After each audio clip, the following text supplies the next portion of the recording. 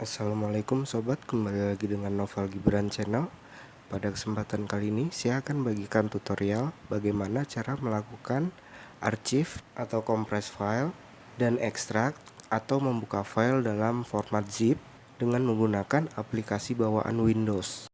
Baik sahabat, bagi yang belum klik tombol subscribe-nya, jangan lupa tolong diklik tombol subscribe-nya. Semoga video ini bermanfaat. Baik sahabat, di sini langsung saja kita buka file atau folder yang akan kita arsipkan atau kompres menjadi format zip. Di sini saya sudah siapkan beberapa file dalam satu folder, lalu folder itu yang akan kita zip. Jadi yang pertama sobat bisa pilih filenya atau foldernya. Selanjutnya klik kanan pada folder yang ingin dibuat menjadi file zip. Arahkan mouse ke menu Send to. Selanjutnya klik menu Compress Zip Folder. Maka proses archive atau kompres folder tersebut berjalan.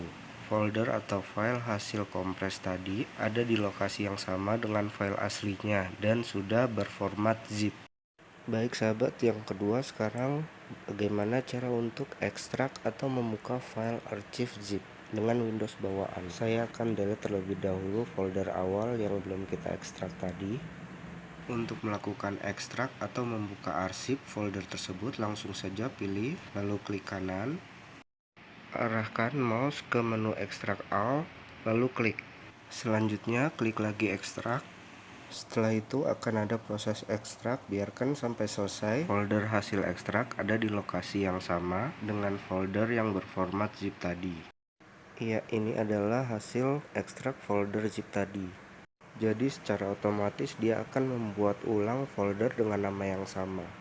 Jadi apabila kita ingin melakukan kompres dan ekstrak file, jadi fitur ini hanya mendukung untuk kompres atau ekstrak file yang berformat zip. Untuk yang berformat tar, rar, 7zip belum bisa. Selanjutnya sahabat juga tidak bisa memberikan password pada folder yang akan diarsip. Baik sobat, demikianlah tutorial bagaimana cara melakukan archive atau ekstrak file dan folder menggunakan aplikasi bawaan Windows. Semoga video ini bermanfaat. Terima kasih buat teman-teman yang sudah subscribe. Semoga selalu diberikan kesehatan. Wassalamualaikum warahmatullahi wabarakatuh. Terima kasih.